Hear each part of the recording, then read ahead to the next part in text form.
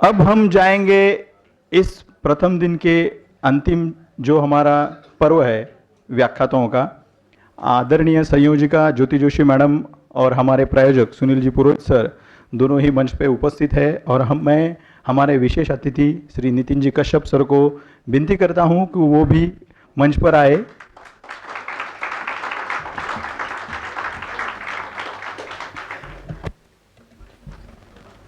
नितिन कश्यप भी उत्तर भारत के जाने माने ज्योतिर्विज्ञ है। वे ज्योतिष और वास्तुशास्त्र के भली भांति जानकार हैं। इन्होंने भारत के प्रतिष्ठित संस्थाओं से ज्योतिष वाचस्पति, ज्योतिष पंडित, ज्योतिष कलामणि, ज्योतिषविद जैसी कई मुख्य उपाधि हासिल की है। आज तक नितिन सर ने कई जातकों को मार्गदर्शन करके हुए उनका जीवन सुखमय बनाया है। India today, the astrological magazines, modern astrology, ज्योतिष मंथन, ऐसे कई सारे मैगजीन्स में सर के लेख नियमित रूप से प्रकाशित होते हैं।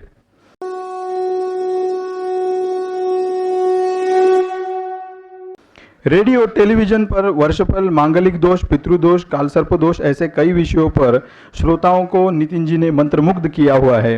वैदिक ज्योतिष, ताजिक, वास्तुशास्त्र, प्रश्न कुंडली, जेमिनी, सामुद्रिक, केपी ऐसे कई शाखाओं में सर ने अपनी एक ऊंचाई बनाई है और बहुत ही कुशल ज्योतिषी के रूप में सर यहाँ पे मंच पे उपस्थित है।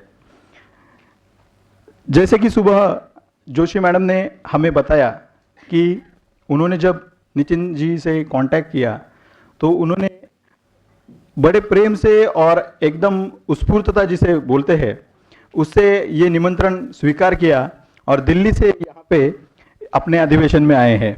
तो मैं सर से विनती करता हूँ कि आपका जो विषय है उससे, तो इस विषय में आप हमें आपका जो बहुत ही ज्ञान प्राप्त किया है वो हमें यहाँ पे सुनाइए। उससे पहले हमारे जो विशेष प्रतिनिधि है संदीप सवाई सर, रमेश जोशी सर और तृप्ति भोसले मैडम, उनको भी मैं मंच पे आमंत्रित करना चाहता हूँ। कृपया आप मंच पे आ जाइए।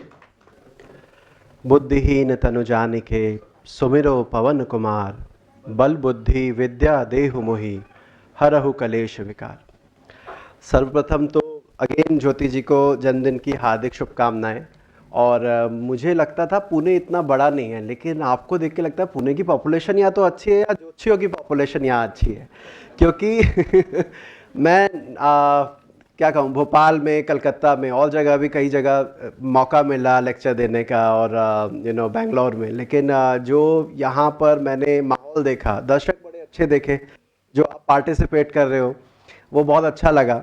और आज विषय चालू करने से पहले दो तीन चीज़ें मैं आपको बताऊं। मुझे समझाया गया था कि जैसे कहा जाता है जैसी दृष्टि वैसी सृष्टि, वैसे ही जैसा दर्शक वैसा वक्ता होना चाहिए। अगर मुझे ये लगता है या वक्ता को ये लगता है कि जो सामने छात्र बैठे हैं या दर्शक बैठे हैं उनका जो बौद्धिक स्तर है वो अभी सीखना आरंभ किया है, तो फिर आपको अपना लेवल नीचे करना पड़ता है। और अगर आपको लगता है सब विद्वजन है तो फिर वहां पर लेवल अलग रखना पड़ता है। यहाँ पर इतने बड़े बड़े धुरंधर वक्तव्य देकर गए हैं।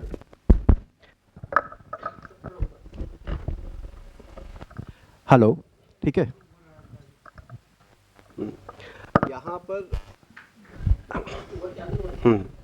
यहाँ पर इतने बड़े बड़े धुरंधर वक्तव्य देखे गए हैं, जैसे अपने वो वजह साहब थे, अपनी आरती मैम थी, और सुबह प्रदीप पंडित जी को सुन रहा था मैं, और भी वो सुनीता पागे जी। मैं तो सोचा यार यहाँ तो सभी मास्टर आदमी है, यहाँ पर मैं क्या कर रहा हूँ, यहाँ पर तो मेरा तो कंटेंट इतना अच्छा है नहीं जितने अच्छे अच्छे यहाँ पर लोग हैं। खैर, फिर भी मेरा प्रयास रहेगा कि मैं उन सभी टॉपिक को कवर करूं। शुरू करने से पहले मैं कुछ अपने फेलियर्स आपके साथ डिस्कस करता हूं, क्योंकि जब मैं सुबह से सुन रहा था अष्टक वर्ग की बात हुई और अभी मैं देख रहा था ज्योति मैम सबको प्रश्न के उत्तर देने पर अपनी तरफ से कुछ उपहार दे रही हैं। एक किस्सा आपको बताता हूँ, बड़ा मेरी लाइफ का बहुत इंटरेस्टिंग किस्सा था। हुआ क्या कि OLX पे एक बार ऐड चल रही थी कि पुरानी ज्योतिष की बुक्स लेनी हो तो आप हमें कांटेक्ट करें। अब बुक्स दिखी तो अच्छी लग रही थी, मैंने कॉल कर दिया। कॉल किया तो एक लड़के ने उठाया, बोला सर मेरे फादर की बुक्स है, मैं बेंगलोर में हूँ, आप मेरे फादर से कांटेक्ट करें, ये उनका नंबर है। मैंने कांटेक्ट किया, वो दिल्ली में थे, फिर मैं दिल्ली में अपने वहाँ उनके घर गया, तो ही सेड मुझे ना 50 साल का एक्सपीरियंस है ज्योतिष में। तो जिसके सफ़ेद बाल होते हैं वो सब कह सकते हैं हमें 50 साल का एक्सपीरियंस है, क्योंकि आपके साथ वो चल जाता है, चाहे आपने अभी 2 साल पहले सीखा हो। अब मैं विश्वास नहीं करता था, मुझे लगता है हर कोई फेंकता है कि ना अरे मुझे है इतने साल का है, इतने साल का है। लेकिन क्या हुआ, जब उन्होंने प्रश्न वगैरह मुझे बोले कि मैं 3-4 सवाल पूछूंगा, सही जवाब दिया तो मेरी किताबें तो मुफ्त में उठा लेना। ना यार ये तो बड़ी अच्छी ऑफर है, अगर मेरा सही हो गया तो बताइए सर क्या पूछना है। वो पूछते उससे पहले उन्होंने ना, जो आज पुरोहित जी ने जिसका जिक्र किया, उन्होंने मेरे सामने एक चक्र रखा, अष्टक वर्ग का चक्र था वो, जिसमें मैनुअली निकल सकता था कि कितने पॉइंट कहाँ मिलेंगे, आज तो सब कंप्यूटर पे निकाल रहे हैं। वो बंदे के पास वो था, वो भी इतने साल पुराना, वो कह रहे सर ये देखो ये मेरे पास है। तो मैंने ये तो सच में जो 50 साल बोल रहे हैं 50 साल है, तो मैं नीचे जाके बैठ गया, मैंने सर आप कुछ सिखाओ, मुझे बताओ क्या करूं क्या नहीं करूं। खैर उन्होंने प्रश्न पूछे, और तो वो प्रश्न मैं कभी फिर बताऊंगा क्योंकि यहाँ लंबा हो जाएगा टॉपिक। मैं सिर्फ ये बता रहा था कि ये दोनों चीज़ें, अष्टक वर्ग और मैम का अवार्ड देना, मैं उसके साथ कनेक्ट कर रहा था कि ये चीज़ें देखी। अपना सुनीता पागे जी ने जैसे वो चंद्रमा का बड़ा अच्छा वो दिया वक्तव्य, में साथ में बैठ के पूछे जा रहा था ये अभी क्या बोली, ये अभी क्या बोली, क्योंकि मुझे मराठी तो नहीं आती, लेकिन मुझे लग रहा था कंटेंट अच्छा है। वो एक जो बात गुरु चंद्रमा की बात हुई थी कि गुरु चंद्रमा के साथ बैठ के चंद्रमा को बल देता है या चंद्रमा गुरु को सपोर्ट करता है। माना ये जाता है, जैसा कि सुनीता जी ने भी कहा बहुत अच्छे ढंग से, कि ग्रहण करने योग्य, या जो कहते हैं ना गाय है चंद्रमा, जो ग्रह उसके साथ बैठ जाता है वो प्रफुल्लित हो जाता है। इसको हम समागम भी कहते हैं ज्योतिष की दृष्टि में।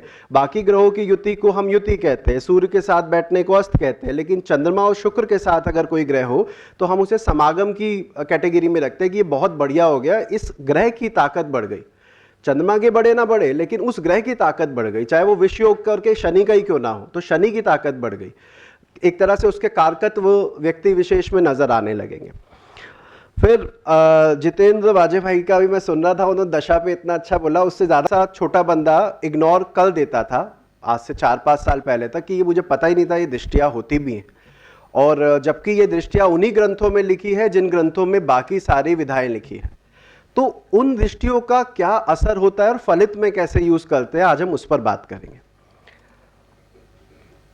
सर्वप्रथम मैं ज्योति जी का देख रहा था कि कहते हैं जितना अच्छा शिष्य होते हैं उतने ही अच्छा गुरु होता है। शिष्यों से पता लगता है गुरु कितना अच्छा है।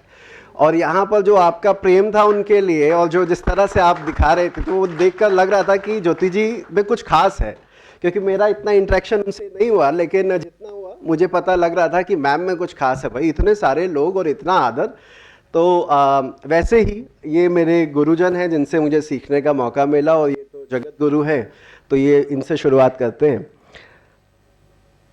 सबसे पहले बेसिक चीज़ पर चलते हैं, मैं ज़्यादा इसको कॉम्प्लिकेट नहीं करूँगा। ग्रहों का बल, जब किसी भी पत्रिका को देखते हैं तो हम ग्रहों के बल को देखते हैं, कौन सा ग्रह किस राशि में है, किस भाव में है, उसको कौन देख रहा है, वगैरह वगैरह। अब इसमें होता क्या है कि जब हम शुरुआत कर रहे होते हैं तो एक आध बल इधर उधर हो जाता है, मतलब आप हर चीज़ एक्यूरेट देख पाओगे, उसमें थोड़ी दिक्कत होती है।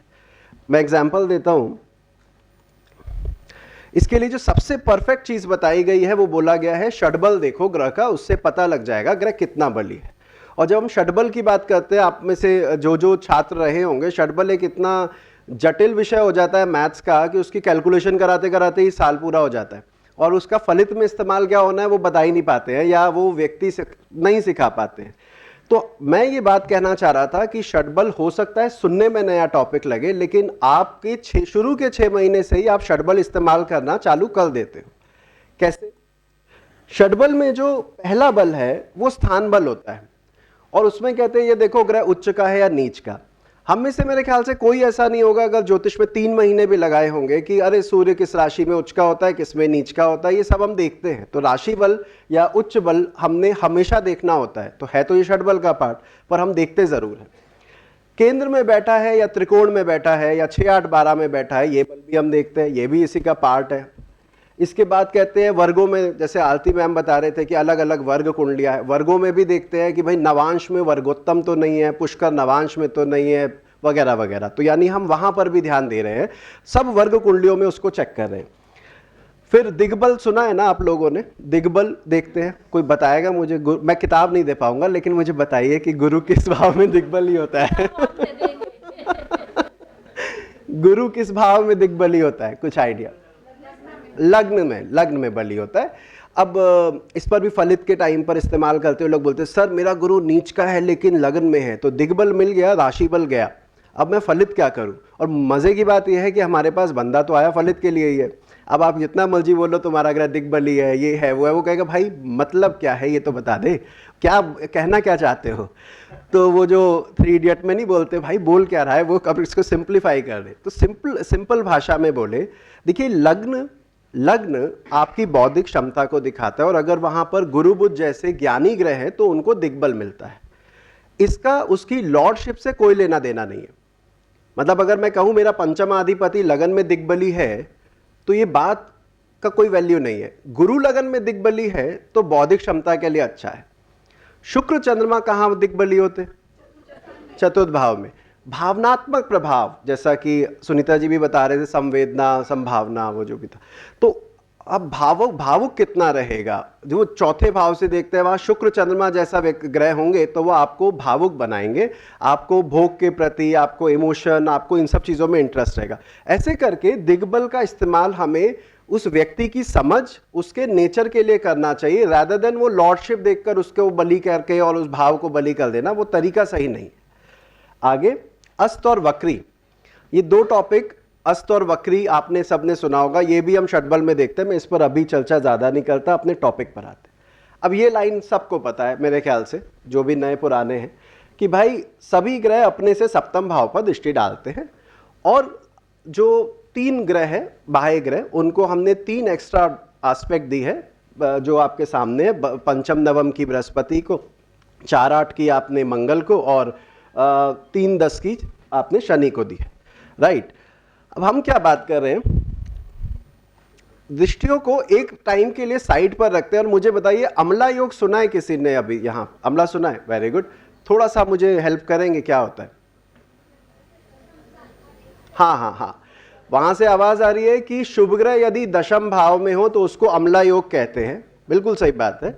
जबकि दशम भाव में बैठा ग्रह मंगल के अलावा कोई भी लग्न को नहीं देखता है, राइट, लेकिन स्टिल भी से दशम भाव में शुभ ग्रह है, आपके अमला योग है। और अमला योग का फल क्या बताते हैं? जातक राज्य पूज, भोगेंद्र, दानी वगैरह वगैरह बड़ी तारीफें की गई है। यानी शुभ ग्रह वहां पर बैठने मात्र से हमने उसको ये सब पॉजिटिविटी दे दी है। ज्योतिष का अध्ययन तथा शास्त्र की शास्त्रीय तरीके से पढ़ाई करने के लिए मेरी 2 किताबें प्रकाशित हो चुकी है, उनका अवश्य लाभ लीजिए। एक बात, अभी हम आगे बढ़ते हैं, इस बारे में आपका क्या ख्याल है? यदि लग्नेश छठे भाव में हो, सामान्य परिस्थिति में जब मैंने भी स्टार्ट किया तो मुझे कहा गया था छठे, 8वें, 12वें बुरे भाव है, निकृष्ट भाव है, इसमें जो ग्रह का स्वामी जाता है वो ग्रह पीड़ित हो जाता है, मैंने ऐसे सुना था। लेकिन जब हमने, और मैं बड़ी छोटी के साथ इसलिए बोल रहा हूं क्योंकि शास्त्रों में जो लिखा है मैं वो आपके सामने रख रहा हूं, अब आप जज करना। जब किताबों में हमने पढ़ा कि लग्नेश छठे जाने का क्या फल है, कितना बुरा होता है, कहां बुरा होता है, पता तो लगे। तो ये एक लाइन पढ़ने को मिली, लग्नेशे सहजे षष्ठे सिंह तुल्य पराक्रमी सर्व संपद युतो मानी द्विभार्यो मतिमान सुखी।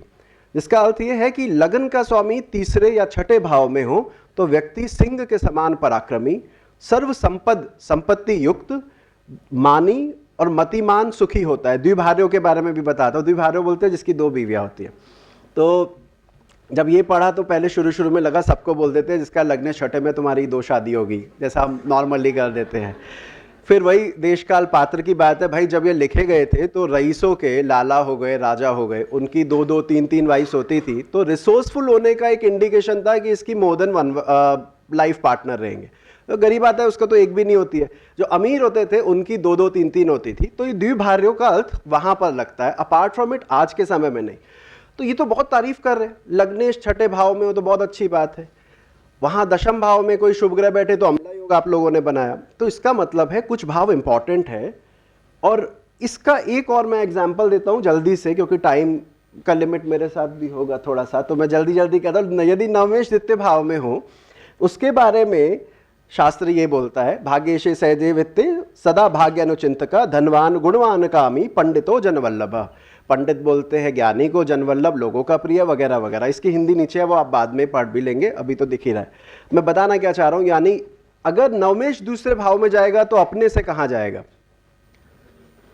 अपने से छठे जाएगा, राइट। अपने से छठे जाने पर, लग्नेश के छठे जाने पे हमने लग्नेश की वृद्धि कर दी, और यहां पर नवमेश के द्वितीय भाव में होने पर हमने भाग्य अनुचिंतका कह के भाग्य की वृद्धि कर दी। इसका मतलब है अगेन सिक्स्थ में जाना कुछ खास दिखाता है। अब ये कहां मिला हमें? एक एग्जाम्पल मैं आपके सामने रख रहा हूं जल्दी से। एक बच्चा है जिसके 100% मार्क्स आते हैं, फुल ऑन फुल, और एक दूसरा बच्चा है जिसके 75% मार्क्स आते हैं। तो क्या 75% वाला जो बच्चा है वो कम ज्ञानी या अमूर्ख हो गया? जहां तक मेरी समझ है, मैं तो 70-80 वाला ही रहा हूं, तो मुझे तो, मैं तो नहीं कहूंगा, मैं तो भाई नहीं, इंटेलिजेंट होते हैं वो, हर चीज में होते हैं, तो इसलिए इतने ले आते हैं। तो मैं कहना क्या चाह रहा हूं, एक बच्चे का ये दिखाया, दूसरे का ये दिखाया। और क्यों बता रहा हूं मैं? क्योंकि अब शास्त्र की बात करें, BPHS बृहत पराशर होरा शास्त्र कहता है कि आप मंगल की और मंगल की जो चौथी और आठवीं दृष्टि लेते हैं वो आपको सभी ग्रह की लेनी चाहिए, और बाकी सब ग्रह की वो दृष्टि 75% काम करती है, 100% नहीं करती। ठीक है, 75 is not a bad score at all. मतलब हम कहें कि नहीं नंबर नहीं आए, वो थोड़ा ना कह सकते, 75 तो बहुत बड़ा नंबर है। और हम तो फलित में एटलीस्ट, अगेन मैं अपने लिए बात कह सकता हूं कि हम तो यूज ही नहीं कर रहे थे, हम तो कहते वो उस घर को ही नहीं देख रहा है, वो तो उसे छठे चला गया है, तो ये तो खराब हो गया है। और शास्त्र तो उल्टा कह रहा है। और ये हम जो षडबल निकालते हैं, षडबल में भी आप कभी देखिएगा जब दो ग्रह 6-8 बैठे होंगे तो जो छठा बैठा होता है उसकी दृष्टि ली जाती है, और वो भी 45 आउट ऑफ 60 45 स्कोर होता है, which is again more than 70, around 75%। इसका मतलब क्या है कि ये दृष्टि हमें लेनी चाहिए। एक एग्जाम्पल चार्ट से समझते हैं। इस एग्जाम्पल चार्ट में धनु लगन है, लग्नाधिपति छठे में बैठा है। सामान्य परिस्थिति में हम ये कहेंगे कि व्यक्ति के जीवन में संघर्ष रहेगा, उतार चढ़ाव रहेंगे, छठे गया है, शत्रु राशि का है, वगैरह वगैरह, और जो कि सही है। किसी का परेशान होकर स्ट्रगल करके अचीव करना भी पॉसिबल है। हम यहाँ पे कह रहे हैं प्रॉब्लम रहेगी, लेकिन आप कुछ अटेन कर लोगे। मेरी बात समझ में आ रही है? छठे जाना मतलब ये नहीं कह रहे कि सब कुछ आसानी से मिल जाएगा, प्रॉब्लम अभी भी है, संघर्ष अभी भी है, लेकिन उन संघर्षों के बाद प्रतिफल आपको अच्छा मिल सकता है, जो और भावों में इतना नहीं बताया गया। ऐसे ही चंद्र सूर्य बुध की युति से गुरु छठे बैठे, चंद्र सूर्य बुध जहां बैठे हैं वहां से गिनूं तो शनि छठे बैठा है। हम तब भी कहेंगे शनि उसको नहीं दिख रहा, पर यहां पर भी वो कहेंगे शनि की तीनों पे दृष्टि है, 75% एस्पेक्ट है। अब अगर ये एस्पेक्ट है तो इसका करें क्या? फलित में कहाँ यूज करें? पहली दृष्टियों से तो फलित होता नहीं हमसे, अब D1 चार्ट पे लगाते हो वहां गलती कर देते हैं। अब उसके बाद ये 3-4 और दृष्टि ले ली तो जो अब बचा कुछ आ रहा है वो भी चला जाएगा। तो इसको इस्तेमाल कैसे करना है उस पर थोड़ी बात करते हैं। ये एक टेबल है, वैसे मैं बता चुका हूं कि जो ग्रह वहां से बैठा होता है। जैसे आप शनि पर ध्यान दीजिएगा, शनि सूर्य से छठे भाव में था। अगर आप देखें तो हेलो, सूर्य से शनि को देखेंगे तो यहां पर एस्पेक्ट 3/4 लिखी हुई है, अब आ रही है दृष्टि। ऐसे ही चंद्रमा से देखिए, ऐसे ही बुध से देखिए, ठीक है पूरे बटा पूरे नहीं है, लेकिन 75% एस्पेक्ट यहां पर ले रहे हैं। अब इसका मुद्दे की बात पर आते हैं। इतना पढ़कर हम करें क्या? मतलब इसको दृष्टियों को इस्तेमाल कैसे करें? सबसे पहले तो किसी भी भाव का स्वामी अपने से छठे जाए तो ये नहीं कहना है कि उस भाव के फल नहीं मिलेंगे, बल्कि ये कहना है उस भाव के फल थोड़े संघर्षों के बाद मिलेंगे, पर मिलेंगे। कल ही एक पत्रिका आई, मेष लगन की लड़की, कन्या में उसका मंगल बैठा था, वक्री था, एक केतु के साथ था, तो वो बोली सर मैं CA फाइनल कर रही हूँ और 2 बार से क्लियर नहीं हुआ। कोई बात नहीं, करते रहो, लग्नेश वक्री है, छठे में छोड़ो मत। और मैंने कहा पहले क्या हुआ था? कह रही हाँ पहले प्रीलिम्स में भी ऐसा हुआ, उसके बाद ऐसा हुआ, जो भी था वो उसने अपना बताया। मैंने कंटिन्यू करो, क्योंकि आपको वहीं से आपका फायदा है, क्योंकि मंगल की तो पूरी दृष्टि आती है, तो उसे हमें लेना चाहिए। ध्यान से सुनिएगा। इसके बाद जिस भाव का स्वामी अपने से दशम भाव में हो, ये फलित का इस्तेमाल करना बता रहा हूं मैं। चौथी दृष्टि विग्रह की कब आएगी आपके ऊपर? जब वो आपसे 10वें बैठा होगा, जो आपने अभी अम्ला योग का जिक्र किया था। अम्ला योग में जो भी ग्रह होगा वो अपनी चौथी दृष्टि से 75% उस भाव को देखेगा। अगर देखेगा तो क्या लिखा है? अपने से दशम भाव में हूं, उस भाव की प्राप्ति अपने कर्मों और दृढ़ निश्चय से करता है। लगे रहो, मिलेगा जरूर, छोड़ना नहीं है। भाग्य नहीं है ये, लेकिन कर्म तो है, एफर्ट तो करने पड़ेंगे। ये एफर्ट को इंडिकेट करता है। इसके बाद जिस भाव का स्वामी अपने से छठे हो, ये मैंने आपको बताया, बली होकर विराजित हो। एक और इंपॉर्टेंट चीज मैंने कहा था, जिस भाव का स्वामी अपने से छठे हो उस भाव का फल संघर्ष के बाद मिलेगा। वो तब मिलेगा जब थोड़ा जान तो हो, मतलब उसके ऊपर शुभ ग्रह की दृष्टि हो, वक्री हो, कुछ थोड़ा अच्छा हो, तो इस बात को कह सकते हैं।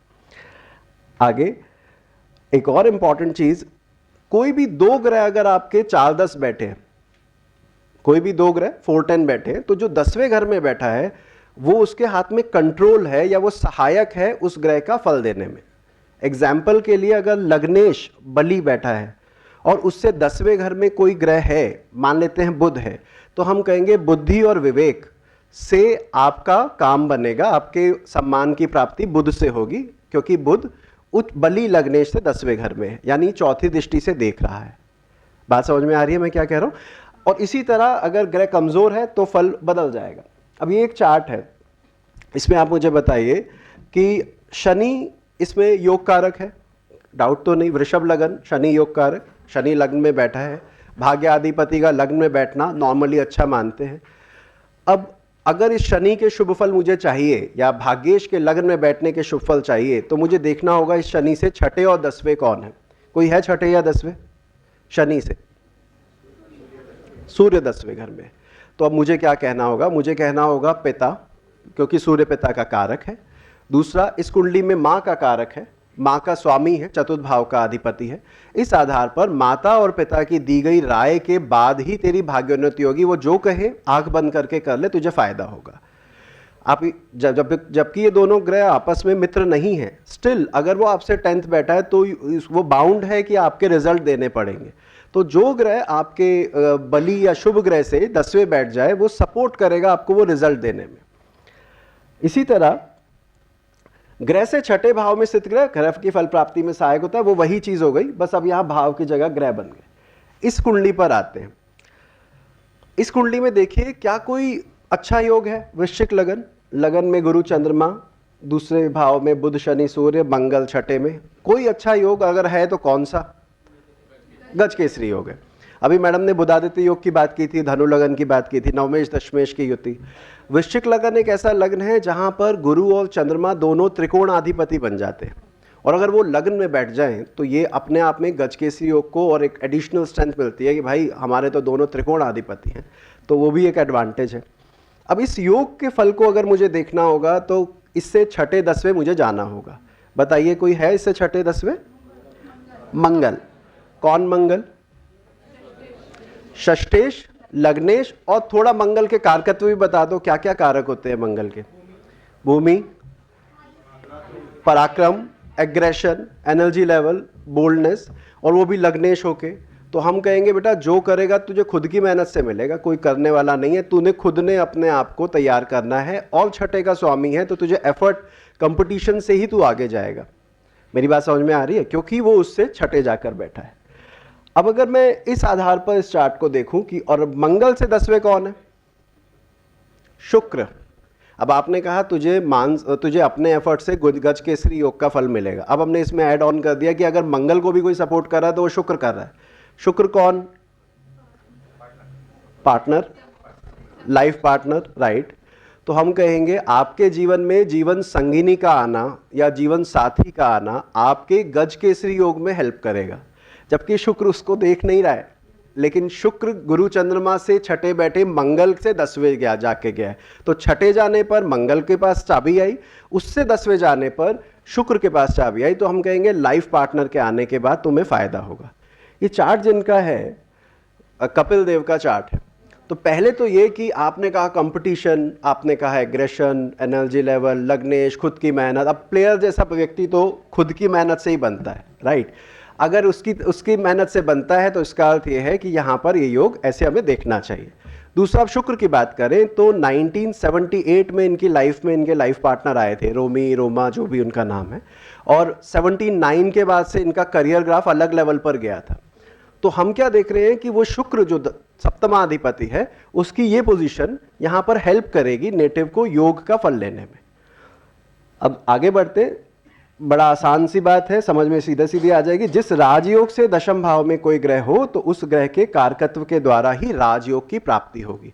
कोई अच्छा योग बन गया, 9-10 लॉर्ड बन गए, 4th 5th लॉर्ड साथ में बैठ गए, तो आप उसे 10वें घर पे ज़रूर देखिए। वो ग्रह जिस भाव का कारक है उससे हमें एडवांटेज रहेगी। अगेन इस चार्ट में देखिए नवमेश दशमेश की युति है। मैं थोड़ा जल्दी जल्दी बोलूँगा क्योंकि इसको पेसअप कर रहा है। नवमेश दशमेश की युति है, 9th लॉर्ड 10th लॉर्ड शुक्र और बुध साथ में है, लग्नेश भी साथ में है, लाभेश भी साथ में है। तो योग तो बड़ा अच्छा बना, ऑल्दो छठे में बना। अब इस योग को अगर मुझे फलीभूत करना है तो कहाँ जाऊं, किन किन भावों पे ध्यान दूं? षष्ठ और दशम। अगर मैं षष्ठ पर जाता हूं तो मुझे मंगल मिलता है, और अगर मैं दशम पर जाता हूं तो मुझे गुरु मिलता है। सही बोल रहा हूं? गुरु और मंगल। अगर मैं गुरु और मंगल दोनों को किसी एक भाव से देखूं तो आप जरा ध्यान दीजिएगा, मंगल छोटे भाई का स्वामी है और बृहस्पति छोटे भाव के भाई के भाव में बैठा है। सही बोल रहा हूं मैं? इसको उल्टा करते हैं, मंगल बड़े भाई के भाव में बैठा है और गुरु बड़े भाई का कारक है। दोनों चीजें लगती हैं। हम कहेंगे आपकी जिंदगी में आपके सहोदर, आपके भाई, आपकी बहन, आपकी सक्सेस या उस राजयोग को देने में रोल प्ले करेगी। इस जातक के केस में क्या हुआ था कि जातक को उसके भाई ने अपनी कंपनी में ऐड ऑन किया और उसके बाद उसकी कंपनी बढ़ गई। भाई का इतना कुछ खास नहीं हुआ, लेकिन उस भाई के द्वारा इस व्यक्ति का भाग्य उन्नति हो गई। तो यहाँ पर हमें उस योग से छठे और 10वें देखना होता है।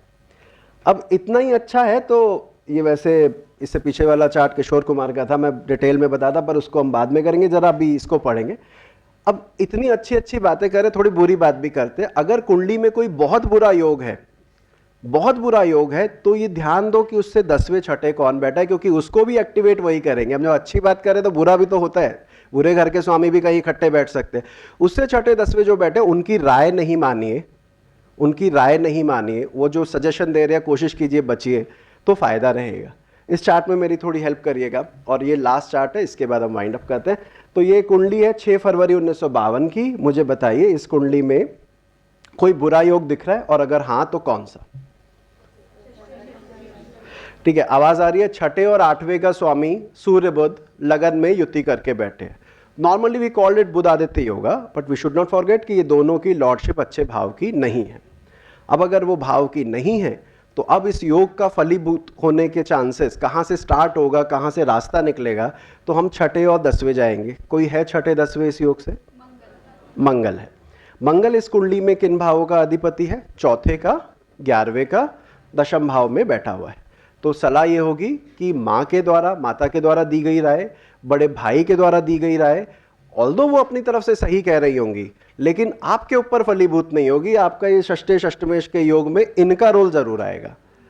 तो इस आधार पर चौथी और 8वीं दृष्टि, हम इसको टेक्निकल लेवल से सिंपल भाषा में बोले, चौथी 8वें भाव में जो आपसे 10वें और छठे भाव में आपसे जो बैठा है, वो ग्रह आपके उस योग के ऊपर पूरा असर डालता है। और अगेन ये मेरा वाक्य नहीं है, ये BPHS में लिखा है, बृहत्पराशर होरा शास्त्र में, कि आपको ये दृष्टियां लेनी चाहिए।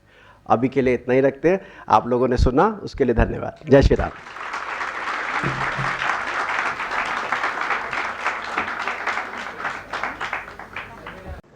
Please like, share and subscribe the channel. और हाँ, बेल आइकॉन दबाना ना भूलें। धन्यवाद।